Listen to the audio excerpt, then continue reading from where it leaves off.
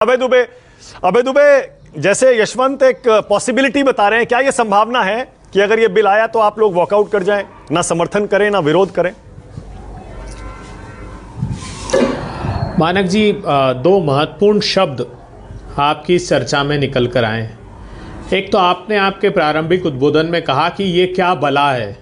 बहुत अच्छी व्याख्या की आपने कि ये वन नेशन वन इलेक्शन क्या बला है। और यशवंत देशमुख जी ने एक प्रमुख बात की कि इंटेंशन का महत्व है कि सरकार किस इरादे की, किस नीयत की सरकार है। भारत का जब संविधान बन रहा था तो बाबा साहब अम्बेडकर ने कहा था कि मैं कितना भी अच्छा संविधान बना लूँ, हम कितना भी अच्छा संविधान दें, लेकिन उसको लागू कराने वाले की नीयत पर निर्भर होगा कि ये कितना अच्छा साबित होता है। जब कॉन्स्टिट्यूएंट असेंबली की डिबेट हो रही थी, भारत का संविधान तय हो रहा था, तब हम ये निर्धारित कर रहे थे कि क्या हम राज्यों को इतना अधिक अधिकार संपन्न कर दें जिस प्रकार अमेरिका में है कि यूनियन ऑफ स्टेट्स तो है हमारा, लेकिन इस फेडरल स्ट्रक्चर में राज्यों को असीमित अधिकार दे दें। लेकिन उस समय हम पार्टीशन की शेडो में कॉन्स्टिट्यूएंट असेंबली की डिबेट्स हो रही थी, बंटवारा हुआ था, पाकिस्तान अलग हो गया था भारत से। तब ये हमारे नेताओं ने निर्णय लिया कि हम आज अगर उतना अधिकार संपन्न करते हैं तो हो सकता है कि कुछ राज्य पृथकतावादी बातें करने लगे, इसलिए हमने वो निर्णय नहीं लिया और ये तय किया कि भविष्य के भारत में हम आहिस्ता आहिस्ता राज्यों को अधिक अधिकार संपन्न करेंगे। जितने रिफॉर्म्स के नाम पर इस देश में मोदी सरकार ने परोसा है, उठा कर देख लीजिए। चाहे वो एक के बाद एक 3 अध्यादेश लेकर आए किसानों की जमीन छीनने के, चाहे नोटबंदी का मनमानी मोदी सरकार ने की, जिसको आरबीआई की मीन स्ट्रीट मेमो ने खुद और अभी एनएसएसओ ने कहा कि ये जो निर्णय था सरकार का, ये एमएसएमई को तबाह करने वाला था। चाहे वो अग्निवीर जैसी स्कीम लेकर आए, जिसको बता दिया कि हमारी सेनाएं 30 साल से तैयारी कर रही थी, और नरवणे साहब ने अपनी किताब में लिखा कि जब ये स्कीम आई तो सेना खुद चौंक गई कि क्या सरकार ने निर्णय लिया है। मैं आज देश को आगाह करना चाहता हूं कि भारत के संविधान पर मोदी सरकार दूसरी तरह से आक्रमण कर रही है। चूंकि राहुल गांधी ने संविधान की पुस्तक लेकर देश के लोगों को कहा कि ये संविधान बदलना चाहते हैं, तो अब दूसरा रास्ता अपना रहे हैं। वो कैसे, मैं बताता हूं आपको।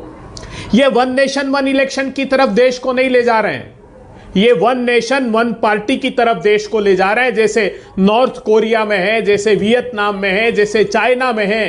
कोई दूसरा राजनीतिक दल ना हो, ये तानाशाही को स्थापित करने की मंशा से कदम बढ़ाया जा रहा है, जिसका पूरे देश को विरोध करना चाहिए। हमारे इस फेडरल स्ट्रक्चर में राज्यों को अधिक अधिकार मिले, ये भविष्य के भारत को, आज के भारत को तय करना होगा। ये वो सरकार है जो मणिपुर से लेकर गोवा में बहुमत नहीं होने पर भी दुरुपयोग करके संवैधानिक संस्थाओं का सत्ता हथिया लेती है। वो सरकार है जो चंडीगढ़ के स्थानीय निकाय चुनाव में कैमरे के सामने वोटों को निरस्त करके सत्ता को छीन लेती है। ये वो सरकार है जो उत्तराखंड में, एक सेकंड आखिरी बात कहने दीजिए, एक सेकंड आखिरी बात। उत्तराखंड में तो ऐसा हुआ जो आजाद भारत के इतिहास में कभी नहीं हुआ कि वहां के बजट पे बजट पास हुआ कि नहीं हुआ, ये मोदी सरकार की कैबिनेट ने निर्णय ले लिया कि एप्रोप्रिएशन बिल पास हुआ था कि नहीं। सुप्रीम कोर्ट ने कहा आर्टिकल 212 में हमको भी अधिकार नहीं है, तो यह अनैतिक निर्णय कैसे लेते हो। तो यशवंत देशमुख जी जो नियत का सवाल खड़ा कर रहे हैं, वो इस सरकार के सम्मुख नियत का सवाल है। इसकी नियत ठीक नहीं है, इसका इंटेंशन दो चीजें मेरे दिमाग में, दो चीजें को खत्म कर देना। मेरे दिमाग में 2 चीजें आई। एक तो ये कि बहुत ही बढ़िया पॉलिटिकल मूव है आपका ये। आपने कितनी चतुराई से, देखिए जो राहुल गांधी संविधान का मुद्दा उठाते थे, आपने ये वन नेशन वन इलेक्शन को एक बार सीधे डायरेक्टली फिर से संविधान से जोड़ दिया। तो राजनीतिक तौर पर हो सकता है कि देखिए बहुत बढ़िया मूव हो आपको ये, लेकिन जरा मुझे ये समझाइए, one nation one election one party, one nation one party कैसे हो जाएगा? मतलब अगर देश में सारे चुनाव एक साथ हो गए तो एक पार्टी कैसे रह जाएगी? जरा मुझे थोड़ा ये समझाइए। पहली बात तो इसको वन नेशन वन इलेक्शन कहना बंद कीजिए आप। खुद अगर आप रिकमेंडेशन देखेंगे तो वन नेशन 2 इलेक्शन का है। 100 दिन के अंतराल में आप लोकल बॉडीज के इलेक्शन कराने की बात कर रहे हैं। हाँ। क्या तकलीफ है प्रधानमंत्री जी? मुझे बताइए, एक तर्क दीजिए। क्या आपके कोई एक प्रधानमंत्री जी बता दे देश में आजाद भारत के इतिहास में जो राज्यों के चुनाव में 40-40 रैलियां करता हो? नहीं की। सारे के सारे मंत्री लेकर कूद पड़ते हैं आप। ये निर्णय तो आपका है, आप थोप रहे हैं सारे राजनीतिक दलों पे। आप इंटरव्यू में कहते हैं कि राज्यों में जाना पड़ता है, क्यों जाते हैं आप? राज्यों के नेतृत्व को अधिकार संपन्न कीजिए, आपकी पार्टी को डिसेंट्रलाइज कीजिए। जहां तक मॉडल कोड ऑफ कंडक्ट का प्रश्न है, तो बाकी के जो 3 राज्यों में अगर चुनाव है तो बाकी के 24-25 राज्यों में उस आचार संहिता का फर्क नहीं होता प्रधानमंत्री जी। नहीं, एक मिनट, सिर्फ नहीं, अब आप दूसरा तर्क दे रहे हैं। मेरा सवाल दूसरा है, एक पार्टी कैसे रह जाएगी देश में, जरा मुझे समझाइए ना। सारी पार्टियां अगर एक बार में चुनाव हो गए तो कैसे खत्म हो जाएंगी देश में?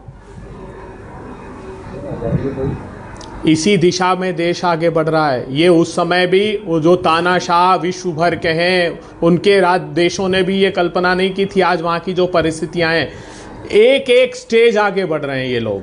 आगे जाकर के ये इसी तरह का काम करने वाले, आप लिख कर रखिएगा। जब सेंट्रलाइज सिस्टम कर लेंगे ये, केंद्र को अधिक अधिकार संपन्न कर लेंगे, तब ये आगे की स्टेज ये होगी, क्योंकि संविधान पर बड़ा आघात, बहुत बड़ा आघात करने मतलब आप इसका संसद में विरोध करेंगे ना? कम से कम समाज का अंतिम संसद से लेकर सड़क तक सब जगह विरोध होगा। ये संविधान पर सीधा आक्रमण है। मतलब आपके हिसाब से 362 का 2/3 का बहुमत ये सरकार नहीं हासिल कर पाएगी संसद में, लोकसभा में?